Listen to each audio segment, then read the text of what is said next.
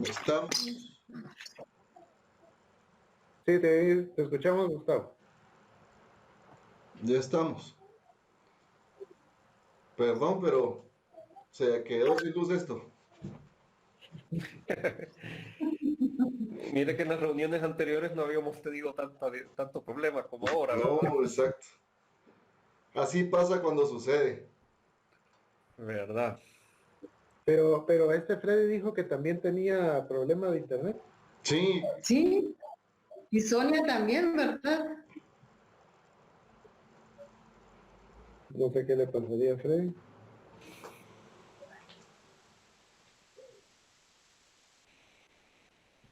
Bueno, no sé si mientras esperamos que se conecte los demás y comenzamos al menos unos 15 minutos a dialogar sobre el texto.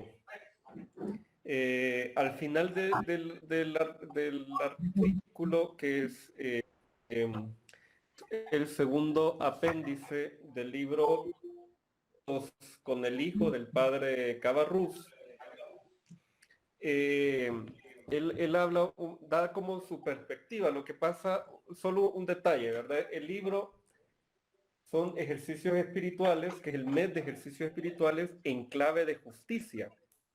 Entonces todo el tema está enfocado hacia eso, ¿verdad? Lo que no implica, ¿verdad?, es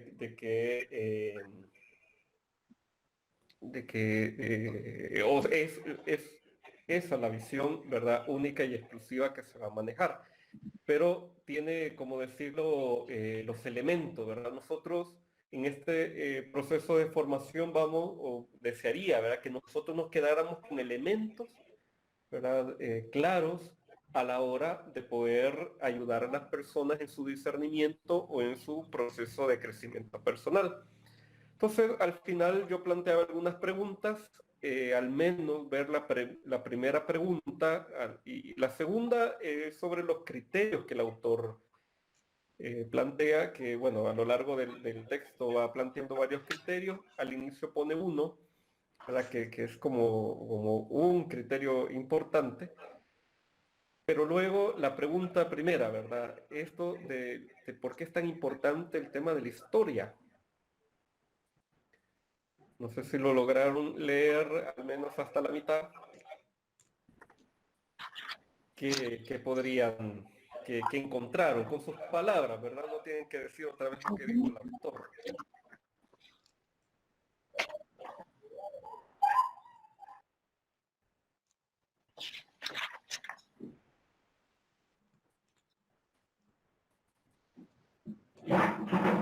sí, en ese sentido sería que la historia es la base que permite hacer el proceso de oración. Es la materia sobre la cual se va a hacer todo este proceso de oración, ¿verdad? Tanto la historia personal como la historia social en la que uno vive, cotejado con la historia de salvación de Jesús. Es una de las cosas importantes que yo veo en el tema de la historia. Es precisamente el contexto en el que uno está aplicando lo que está discerniendo. Por manejarlo de alguna manera, si uno se queda en la lectura bíblica y dice nacimiento de Jesús y que los pastorcitos llegaron y o sea, se vuelve un tema romántico decir que los pastorcitos tan lindos llegaron y fueron los primeros que recibieron la noticia. Pero si uno entra al contexto, que los pastores en realidad eran rechazados, tenían que vivir fuera de la ciudad, olían mal, no guardaban las leyes que decían los fariseos. O sea, era un grupo de personas que en realidad no eran los más elegidos, no eran los más privilegiados. Entonces uno empieza a caer en la cuenta de cómo es la actuación de Dios. Y uno se quedaría pensando que qué bonito que los pastorcitos en el nacimiento los pone uno y que ahí está en el nacimiento. En realidad, ¿cuál es el mensaje? Entonces, si uno no entra en el contexto de mi propia realidad, si uno no cae ¿quiénes son las personas que son rechazadas? ¿Quiénes son las personas que están discriminadas? En mi contexto, ¿a quiénes son a quienes muchas veces yo mismo en un momento dado puedo discriminar? Entonces, ahí es donde empiezo a reflexionar y empiezo a discernir y empiezo a descubrir muchas de las cosas que la oración me hace, donde me transforma. Porque no puedo vivir yo en el siglo I. Claro, es la lección obviamente de la vida de Jesús, pero digamos, no puedo vivir yo en el siglo I y tratando de aplicar esas cosas en el siglo XXI. O sea, yo tengo que descubrir el contexto en el que estoy viviendo, las realidades que estoy viviendo y cómo es que las estructuras de discriminación se mueven. Ahorita pues no existe un templo y que haya un sacerdote que tenga los negocios y yo dependo de eso para vivir, pero son otras las estructuras con las que tengo que vivir. Entonces, el insertarme en la historia es un tema que me hace aterrizar y me hace descubrir cómo Dios actúa en la realidad que yo vivo, cómo Dios lo puedo encontrar en las cosas que tengo en mi lugar, en mi entorno. Entonces, el cuestión de usar la historia es precisamente para eso, para estar uno realmente descubriendo a Dios en todo, cómo es que las cosas le hablan a uno de Dios y cómo uno puede ir transformando las diferentes, ahí sí que escrúpulos que uno ha tenido, las diferentes cosas que uno no ha manejado correctamente o las tiene desordenadas, las va ordenando, pero porque se da cuenta de la realidad en la que vive.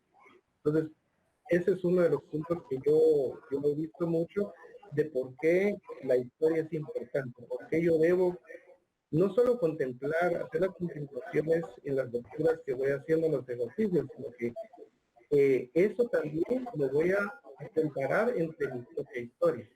¿Cómo es que yo he vivido escenas parecidas, escenas similares? ¿Cómo Dios me ha habido hablar? Ya, muchas gracias.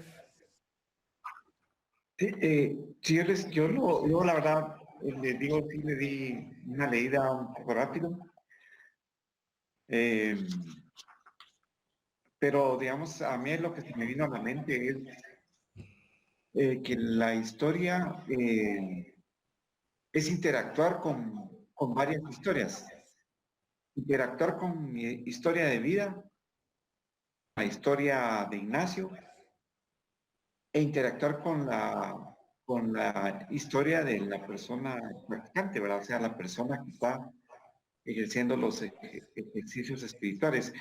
Y tratar de armonizar, digamos, toda esa historia, hacerla realidad, llevarla, digamos, a una vivencia de tal forma que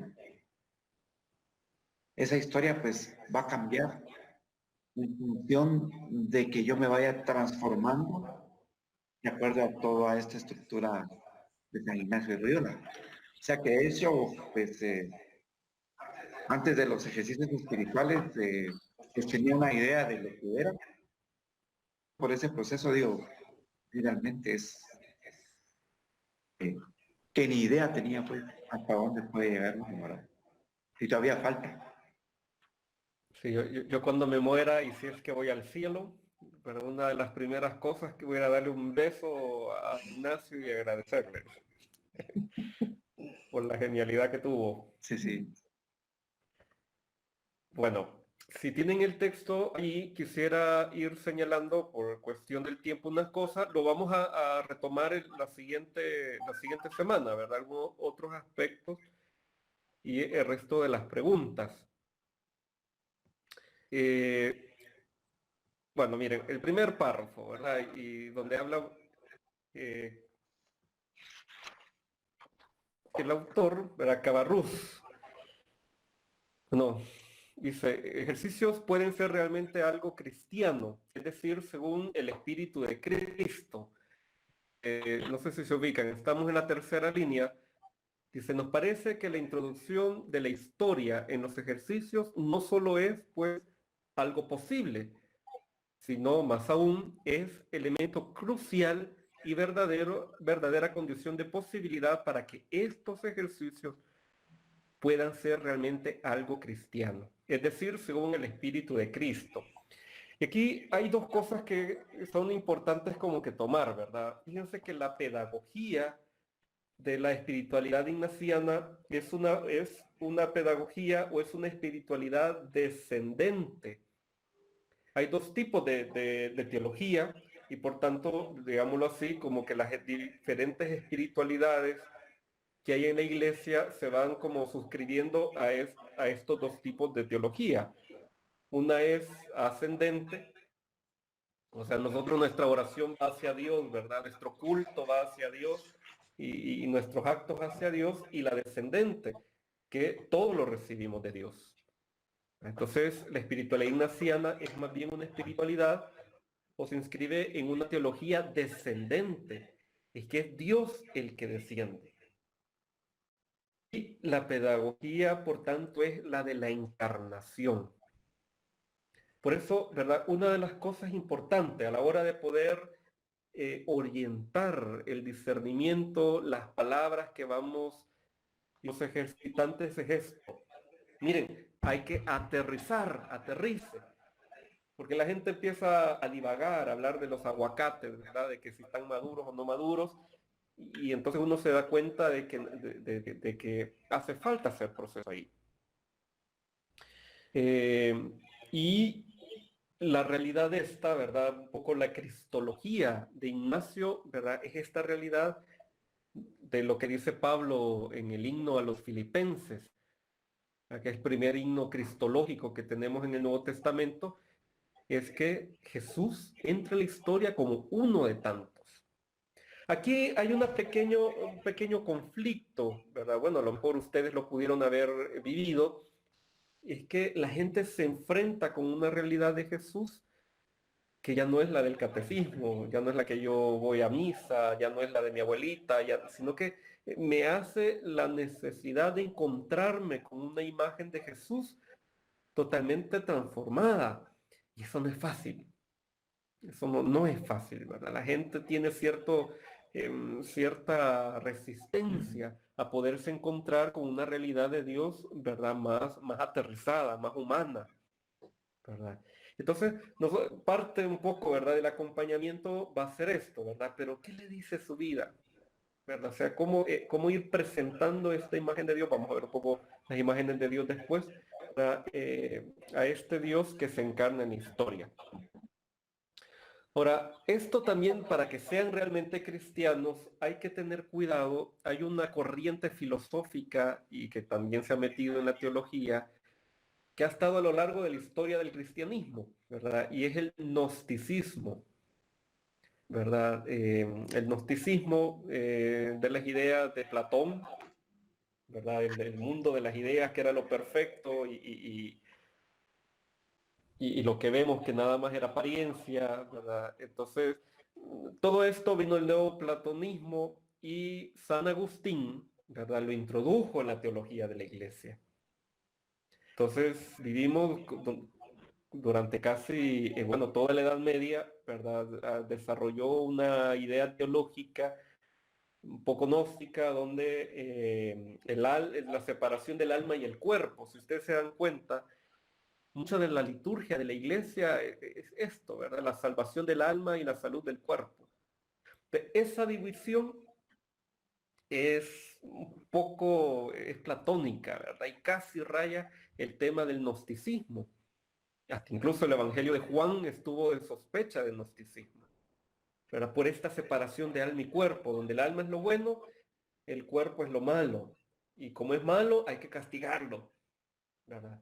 Y es una idea, ¿verdad? Tan metida en la iglesia y de, lastimosamente, muchas espiritualidades, incluso de movimientos laicales en la actualidad, ¿verdad? Entonces, eso hay que tenerlo también claro, ¿verdad? Cómo la gente está como que desintegrando mi realidad como persona. O sea, lo espiritual es lo espiritual y no tiene nada que ver con mi vecino, no tiene nada que ver con mi trabajo, no tiene nada que ver, o sea, es Dios y yo. Eso, ¿verdad? Es otra de las cosas que nos vamos a ir encontrando de que eso no es cristiano. Entonces, ¿qué es verdaderamente como el proceso? Si ustedes se dan cuenta, la espiritualidad ignaciana, ¿verdad? Ignacio siempre involucra a toda la persona, que se sumerja toda la persona con sus potencialidades, las tres potencias, memoria, entendimiento y voluntad, que eran categorías de ese tiempo de Ignacio, ¿verdad? Pero para decir Ignacio que toda la persona debe de sumergirse en la realidad de, de la oración, ¿verdad? Para tener la experiencia. Luego, en el mismo párrafo, más adelante dice, la inserción de la historia ayuda a contextualizar. Y esto es importante, ¿verdad? A la gente le cuesta mucho aterrizar, y más en temas de fe. Tenemos una fe demasiado racional. Vamos a verlo más adelante. Se dice contextualizar de raíz la exigencia inaludible que no está en punto de discusión ni discernimiento. La necesidad de responder ante la apremiante llamada de los empobrecidos del mundo. Fíjense que no son pobres, o sea, no somos un país pobre, somos un país empobrecido. ¿Por qué? Y vamos a ver cuando hablemos del tema del pecado, porque el pecado tiene una estructura personal y social, ¿verdad? Que allí hay que como que desenmascararla, y eso es parte del proceso que se vive en primera semana.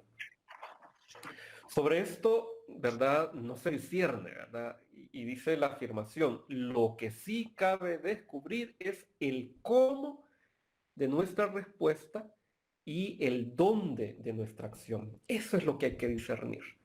O sea, no, por eso ejercicios espirituales no es para empezar a hablar sobre teología, sobre si Jesús, ¿verdad? Tenía pelo largo o tenía pelo corto, si era ojos azules o era ojos verdes.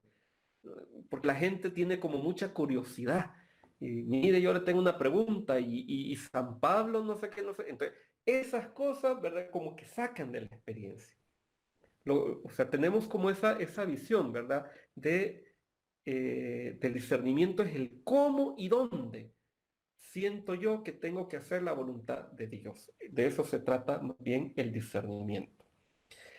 Y poder hablar entonces el tema de contextualizar la historia sobre la importancia, ¿verdad?, de insertarnos en la historia, lo aquí, bueno, que el autor no lo dice tan expresamente, pero vamos a entender dos cosas. Primero, la historia personal biográfica que nos ha formado en lo que nosotros somos, ¿verdad? Nuestras actitudes, nuestros valores, nuestras virtudes, nuestros defectos, nuestras heridas, nuestro pecado. O sea, todas esas realidades de lo que nosotros somos y la historia que nos ha configurado, que nos ha condicionado de alguna manera.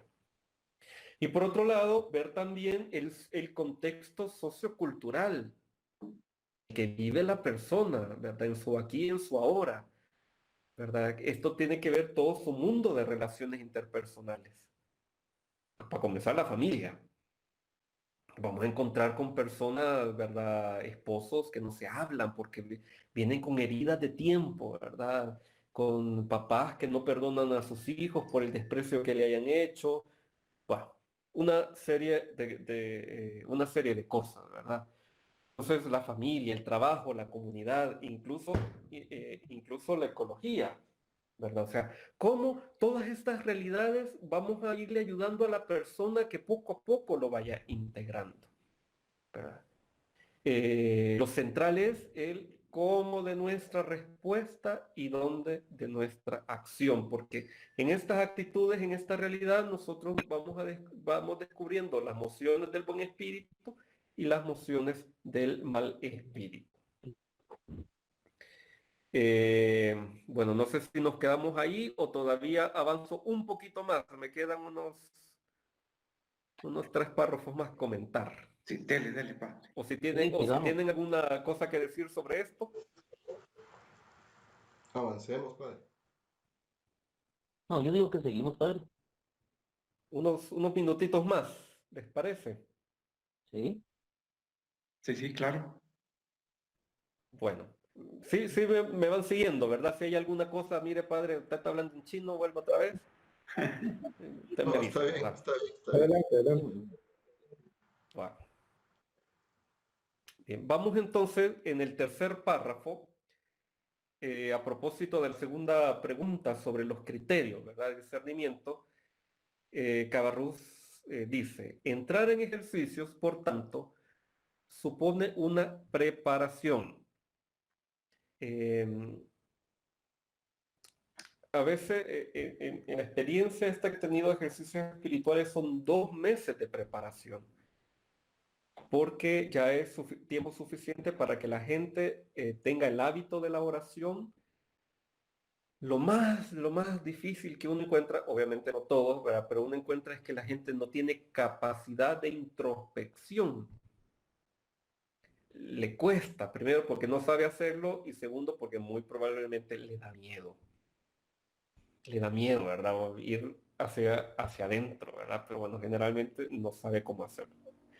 Entonces, todo esto, ¿verdad? Tiene que ser este proceso y uno va como que notando en la persona, cómo una persona le va ayudando, ¿verdad? Se le va ayudando para hacer este proceso. Y sigue diciendo, supone haber comprendido los deseos del Padre, tal y como están consignados en Isaías 58, ¿verdad? Que el ayuno que agrada al Señor, ¿verdad? Desatar las cadenas, ¿verdad? No, bueno, esto, ¿verdad? De Isaías 58, que está en la misma línea de Mateo 25, tuve hambre, me diste a comer, tuve sed, me diste de beber, ¿verdad? Porque la voluntad de Dios no tiene no es solo algo que es para mí, ¿verdad? O sea, la voluntad de Dios siempre tiene, ¿verdad? Está en relación de cómo pongo a servicio lo que soy, lo que tengo, ¿verdad? A servicio de los otros, ¿verdad?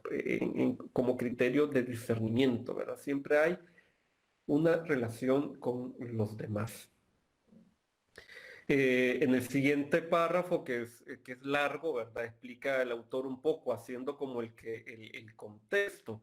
Ahí hay una palabra que él utiliza que es propia de Cabarrús. ¿Verdad? Usted si encuentra otro, si busca otro libro espiritual ignaciano, no está. Dice, comienza el párrafo, hacer los ejercicios en la vida corriente en Latinoamérica implica haber captado a cabalidad nuestra historia y los derroteros. ¿Qué es eso de los derroteros? Bueno, Cabarrús explica que los derroteros es a dónde me invita el buen espíritu o a dónde me invita el mal espíritu. O sea, esto que yo estoy frente a una pregunta de la palabra de Dios y esto me hace sentir a mí algo. ¿A dónde me lleva? ¿Qué me invita? ¿Cuál es el movimiento, verdad, que yo siento? Bueno, eso, ¿verdad? Para como diferenciarlo, Cabarrús le llama derrotero. Dice los derroteros concretos que están sometidos nuestros pueblos. Es que una cosa que va a ser central, ¿verdad? Esta realidad del reino de Dios y esta lucha del antirreino, ¿verdad? El antirreino que es, en cristiano, el pecado, ¿verdad? Que es todo lo que deshumaniza, ¿verdad? Entonces, el tema este del pecado, que es lo que se vive en la primera semana, ¿verdad? Lo que se trabaja es que todo pecado personal tiene un efecto comunitario y viceversa, ¿verdad? Es una realidad como que se afectan mutuamente. Toda realidad de pecado estructural tiene un impacto en las personas, ¿verdad? Por eso se habla de que pueblos empobrecidos, pero no pueblos pobres. Al final de ese párrafo largo, donde se habla la realidad de Latinoamérica, hay 2 párrafos que responden a la pregunta 1. Los ejercicios en la vida corriente deben asumir toda esta historia porque es allí donde se realizan. Y es lo que ustedes decían, ¿verdad? O sea, el tema de ejercer ejercicios espirituales no es solo un ejercicio de devoción, ¿verdad? Sino tiene que ver con mi historia, ¿verdad? Y con una historia real de dolor, de angustia, de miedo, de futuro que ahora tenemos con la pandemia. ¿Qué vamos a hacer? ¿Qué sentimos que Dios me dice en esta realidad? Porque generalmente pensamos, ¿verdad? O esperamos que el Padre me diga qué hago. Que la persona que sabe me diga qué tengo que hacer. No, ¿verdad? Hay que preguntarle a Dios. Entonces es importante. Debe ser ella el contexto fundamental, el principio desde donde se parte. Una historia que es cada vez más cruel, una historia que tiene siempre vencedores y vencidos, una historia que cuenta entre los torturados, que cuenta entre los torturados al Hijo de Dios. Esa es la realidad, ¿verdad? Entonces, cuando uno habla de la historia, ¿verdad? Cuando uno va confrontando a las personas con la propia vida, el material de ejercicios espirituales es un poco esto, ¿verdad? Que la gente haga conciencia de su propia realidad. No pone tanto énfasis en el contexto social, eso es parte tal vez de lo que nosotros vamos a ir orientando, ¿verdad? A las personas. El siguiente párrafo dice, en este sentido hablamos nosotros de la verdadera inserción de la historia en los ejercicios ignacianos. Los ejercicios en la vida corriente no nos parezca solamente un acto piadoso que se está poniendo de moda, sino retomar nuestro compromiso con los acontecimientos personales y sobre todo mundiales, desde los ojos del Padre. Y es esto, ¿verdad? Ayudarle a la gente que tenga un criterio de discernimiento. O sea, yo no voy a decidir con criterios económicos. Yo no puedo decidir o discernir si yo tengo mis afectos desordenados, ¿verdad? Fijos en una cosa. Eso no me va a ayudar. Ese es el proceso, ¿verdad? Por eso ejercicios espirituales, ¿verdad? Son para ordenar los afectos desordenados y una vez ordenados, buscar, hallar y hacer la voluntad de Dios. Por eso es muy loable y fructuoso el que se esté multiplicando esta posibilidad de realizar los retiros ignacianos. Casi como que el título va a ser ejercicios espirituales en la vida diaria. Un subtítulo para encontrar a Dios en todas las cosas, ¿verdad? Básicamente de eso se trata. Bien, el siguiente párrafo, los siguientes dos párrafos nos vamos a saltar y vamos al siguiente, que ya no sé qué número de párrafo es, donde comienza diciendo, los ejercicios en la vida corriente, desde esta óptica, deberían denominarse más bien ejercicios desde la perspectiva de la historia, asumiendo de entrada que es esta el telón de fondo sobre la cual debe discernir la voluntad de Dios. Esta historia, con todo, no debe ser solo comprendida intelectualmente, sino que lo principal es, como dice Ignacio, sentir la historia.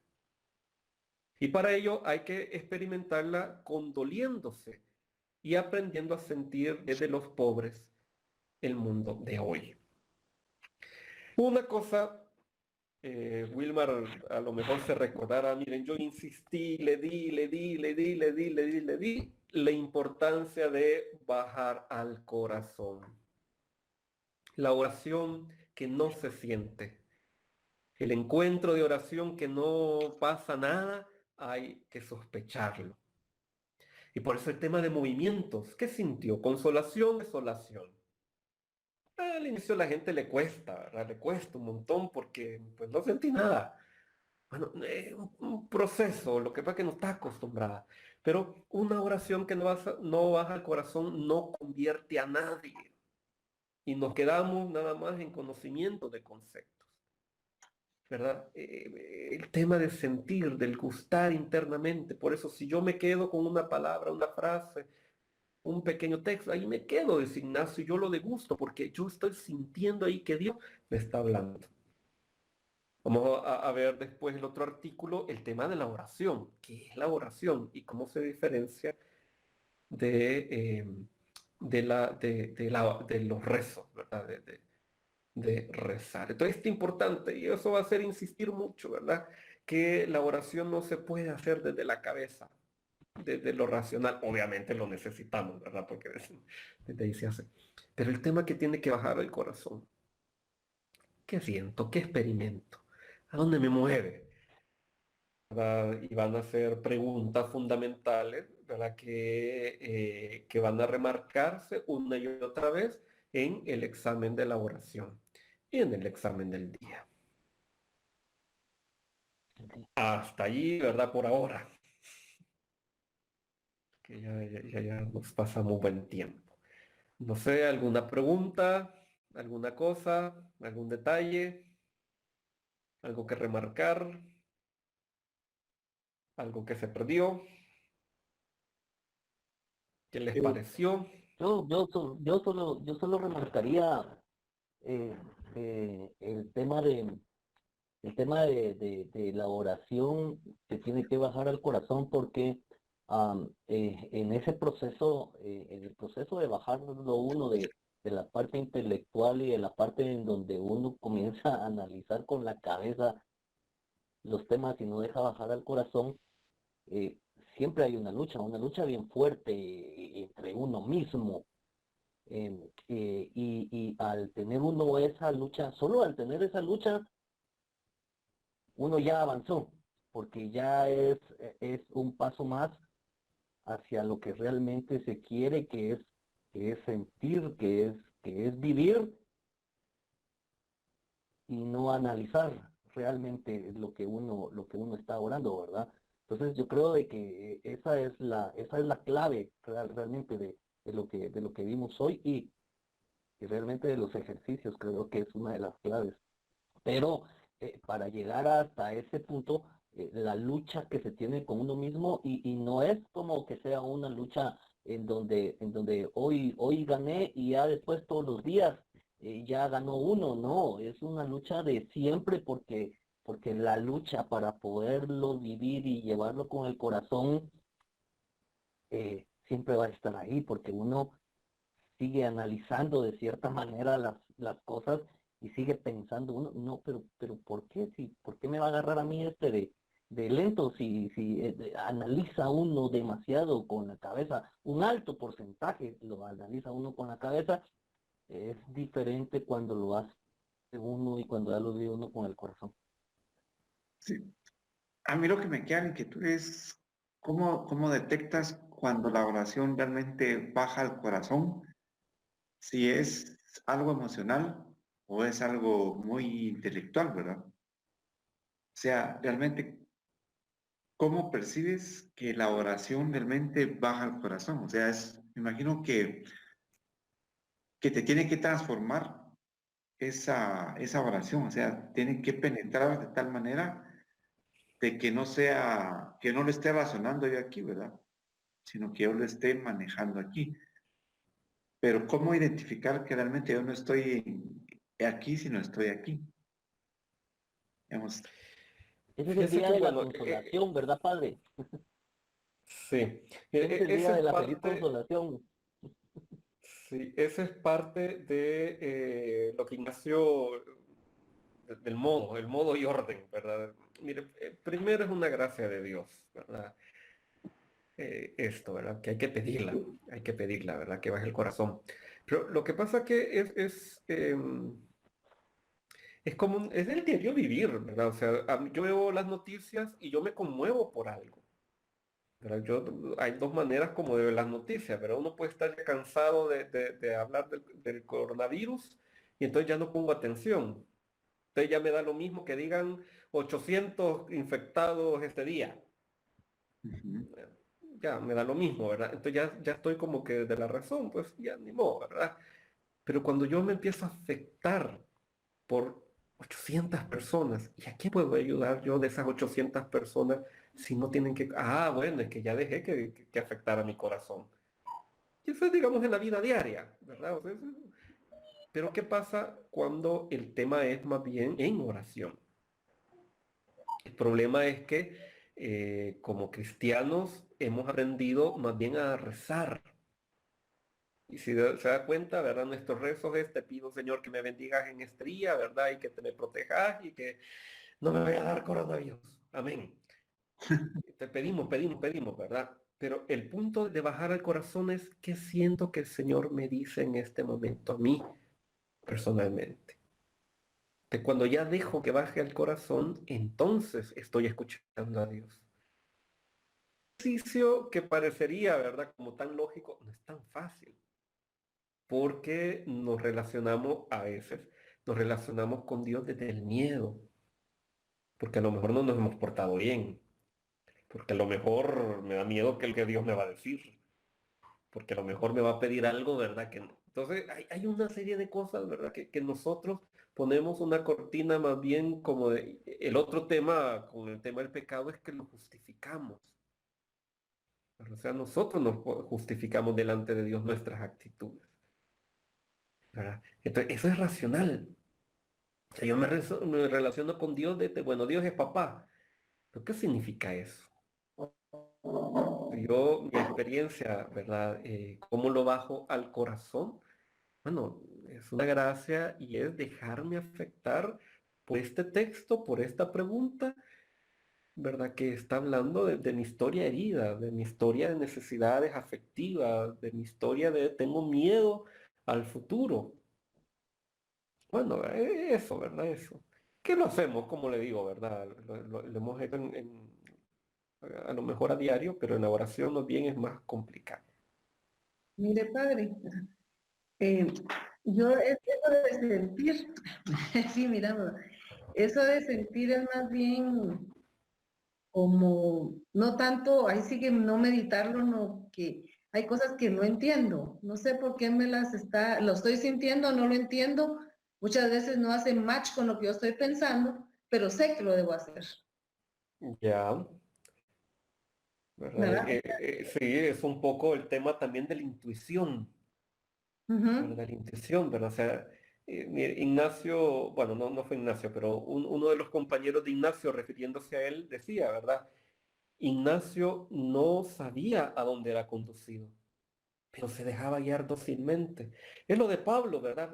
Yo, ay de mí si yo no predico el evangelio, es que es una cosa que siento allí, ¿verdad? Porque no sé qué tengo que decir, pero ahí siento que, bueno, a lo mejor como ustedes decían, ¿verdad? Esta invitación a ser acompañante nos tiemblan las canillas, ¿Mm? pero sentimos que hay algo que nos dice que, mira, hay algo. Entonces, ese dejar sentir, bueno, eso es, Dios está hablando y habla a lo humano. Pero con nuestra religión, nuestra concepción religiosa nos restringe esa realidad. Como que no baja, no baja, como que lo de Dios es nada más le habla a los curas, nada más le habla al Papa, no sé, una cosa así, ¿verdad? Y a mí no, pues me habla por lo que me dice el Padre, ¿verdad? Pero como yo, bueno, eso. No sé exactamente qué me dice, pero me Ujú. siento inclinado. Ah, bueno, eso es la gracia, ¿verdad? Sí, padre, también entonces con lo que usted está diciendo, me llegó el siguiente pensamiento. Digamos, esa oración, cuando baja el corazón, realmente ahí me estoy comunicando con Dios. Pero si voy en el carro y me pongo a rezar, digamos, es diferente porque, digamos, solo voy repitiendo, solo voy, como usted dice, pidiendo o dando gracias, pero tal vez no es la manera. Tal vez es mejor que me levante a las 3 de la mañana o a las 4 y me ponga en comunicación con él, tratando de bajar al corazón. Mire, Eh, uno de los detalles,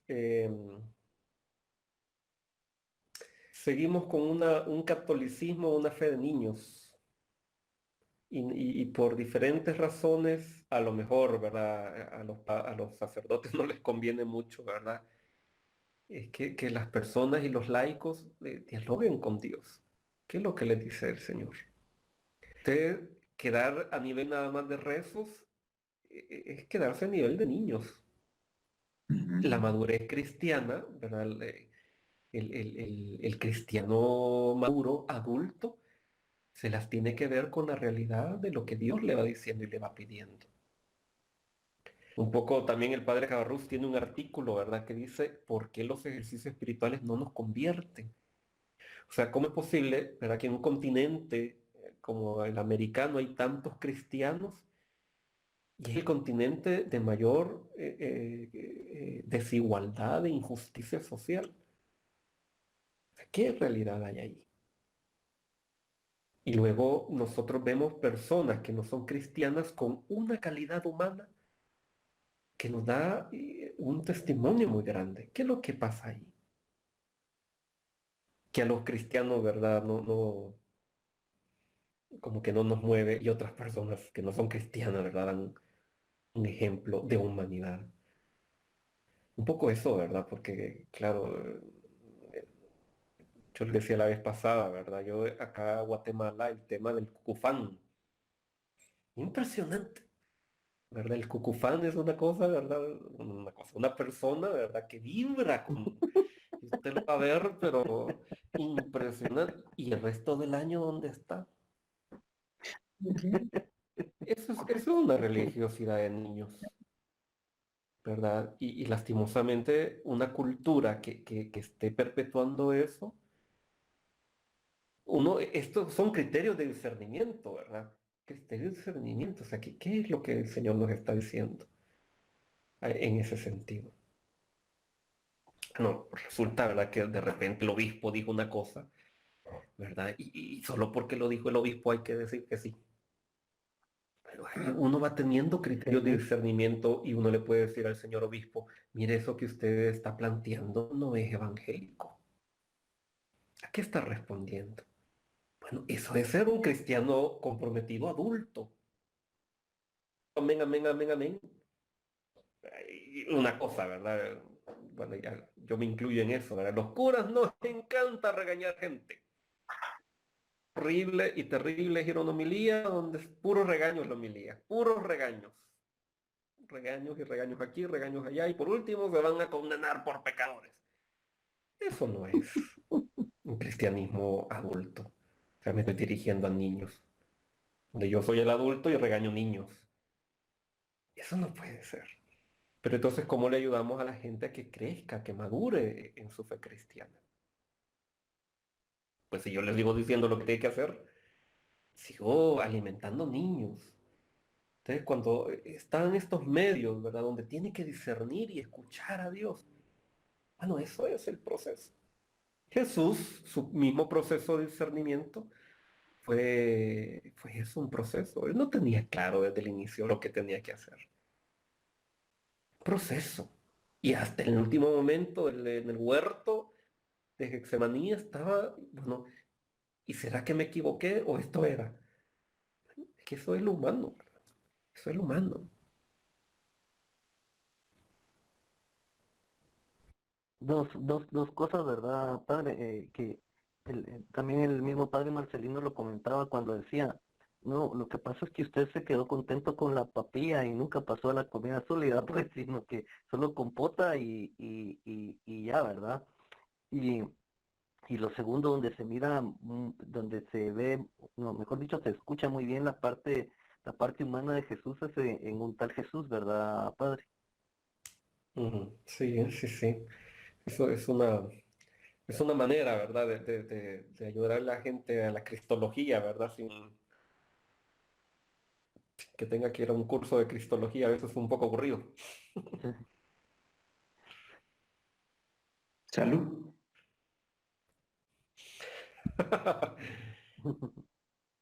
¿Qué más? ¿Qué más?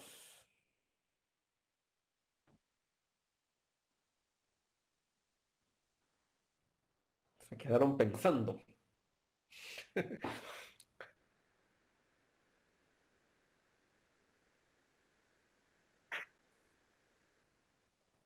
Lucky está hablando. Ah, Pone el micrófono, por favor. Perdón. Yo creo que esta parte de bajar la oración al corazón, mm, yo la relaciono con lo que escribía en relación a la primera pregunta, porque es importante la inserción de la historia. Yo creo que desde mi punto de vista, creo que mm, veía las cosas separadas. Yo, la sociedad o la situación del mundo y, y Dios. Entonces, si yo no integro esas tres cosas, yo no tengo vida, porque estoy separada de algo que me integra y me involucra. Entonces, por lo tanto, si yo no veo desde los ojos de la historia de Jesús, todo lo que me sucede en el entorno, yo no me voy a desapegar de muchas cosas, porque no voy a seguir ese modelo que es Jesús, ¿verdad? Entonces, por lo tanto, también mi oración va a ser desde mi experiencia, desde mi historia. Y me va a costar ver el mundo de forma diferente, como Jesús quiere que lo vea. Claro, ¿verdad? Y esto es pues como que a lo que nos va a llevar la experiencia de ejercicios espirituales, a esa integración. Con la ayuda, ¿verdad? De nosotros, a ver en qué la persona, qué es lo que le cuesta más para poder llegar a ese objetivo. Acordándose que también es gracia de Dios, ¿verdad? Que cada persona la va haciendo. Pero uno se da cuenta, ¿verdad? Cuando la gente no hace oración empieza a hablar de los aguacates. Qué tan chulo el Señor, ¿verdad? Y que, ay, tan bello, ¿verdad? Y que, ay, yo me sentí tan bien porque la oración, ni esa oración. Ni su oración, ¿verdad? Y por eso en la entrevista hay algunas preguntas que son como más puntuales que ayudan a la persona a aterrizar. Y no es que hay que echarle la culpa a la gente, ¿verdad? Que hacerla sentir culpable, sino animarlos. Es un aprendizaje, aprendizaje. Por eso el mes de preparación que vamos a tener comienza un poco con darse cuenta de lo que percibimos a través de los sentidos. Darme cuenta de lo que escucho, lo que veo, qué pongo yo en el énfasis. Bueno, es ir despertando un poco a poco la sensibilidad de las personas, ¿verdad? Para tener mayor provecho a la hora de que comencemos la primera semana con principio y fundamento. Bueno, alguito más. Si no llegamos a las 9 de la noche, qué barbaridad, ¿qué vamos a hacer vigilia? Ya son las 9. Qué acompañantes más valientes.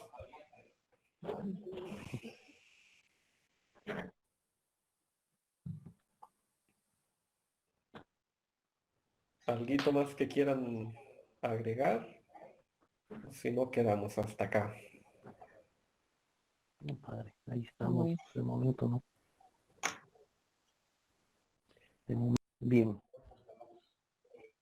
Bueno, yo voy a intentar, el próximo miércoles vamos a retomar este artículo, ¿verdad? Algunos otros puntos que pone Cabarrús, pero también les voy a enviar ya otro artículo, ¿verdad?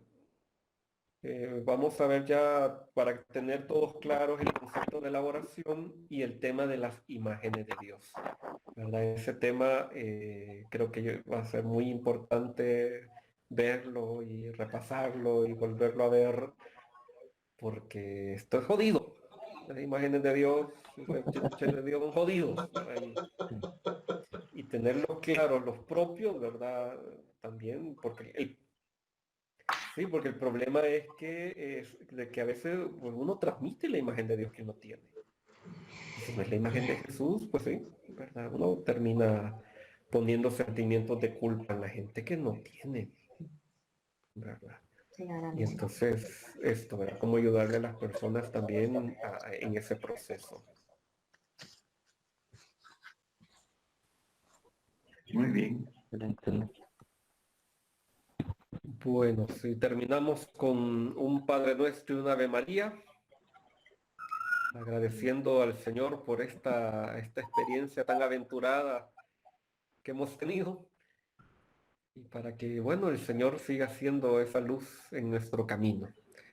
Padre nuestro, que estás en el cielo, santificado sea tu nombre, venga a nosotros tu reino, hágase tu voluntad en la tierra como en el cielo.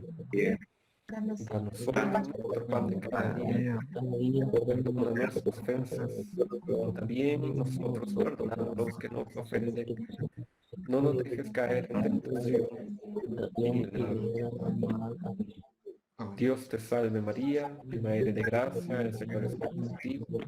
Bendita eres entre todas las mujeres, y bendito es el fruto de tu vientre, Jesús. Santa María, Madre de Dios, ruega por nosotros, Ahora y en la hora de nuestra muerte. Amén.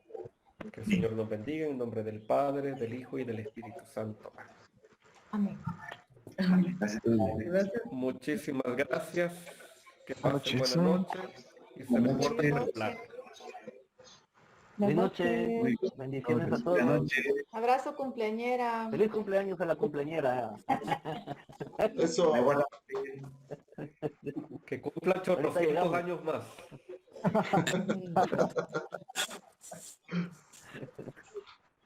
Bueno, ya te va. Sirviéndose, sirviendo. Ya te enderezaste, Wilmer. cabal. Estaba torcido. Bueno, muy feliz noche. Feliz noche a todos.